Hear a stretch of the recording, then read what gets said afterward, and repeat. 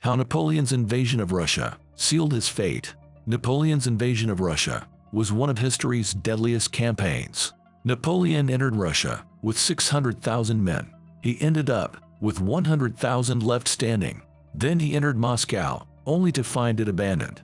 Napoleon Bonaparte's empire stretched from Spain to the Niemen River in Russia, but he could not defeat Britain. In 1806, Napoleon devised a cunning plan, the Continental System. This blockade banned trade between Britain and Europe. It was meant to ruin Britain economically, but it also damaged Russia's economy. So Russia started trading with Britain again. This alliance worried Napoleon. In 1812, he invaded Russia. On June 24th, the first French troops marched into Russia. 450,000 to 650,000 Grande Armée soldiers crossed the Niemen River. A mere 200,000 Russians awaited them.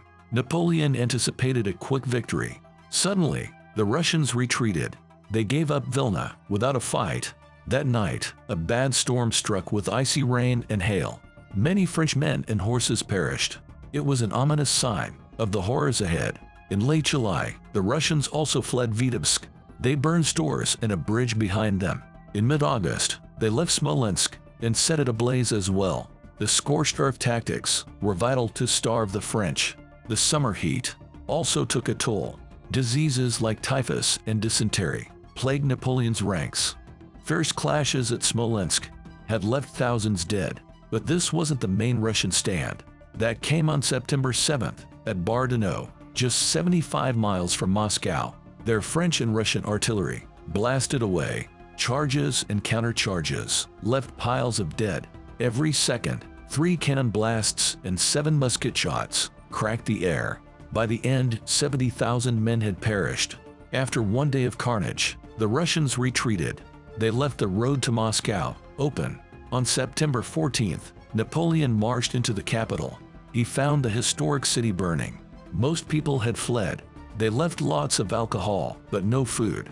French soldiers drank and plundered as Napoleon hoped for peace talks. But Alexander I never sued for terms. Napoleon retreated on October 19th. He knew his troops wouldn't survive a Russian winter. Napoleon had just 100,000 men left. He first planned a southern retreat, but a reinforced Russian army blocked that path. So he withdrew along the same road used on the advance.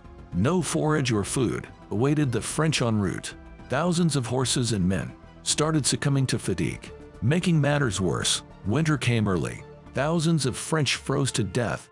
Desperate men reportedly crawled inside disemboweled horses. Napoleon's retreat became a death march. On December 5th, Napoleon handed over command. He rushed to Paris after hearing about a possible coup. His failure made his old enemies bolder. Austria, Prussia, and Sweden joined Russia and Britain against him. Napoleon raised another large army, but he didn't have enough cavalry this time. Most of his veteran soldiers had died in Russia. In October 1813, Napoleon suffered a decisive defeat at Leipzig. His grip on Europe was permanently broken.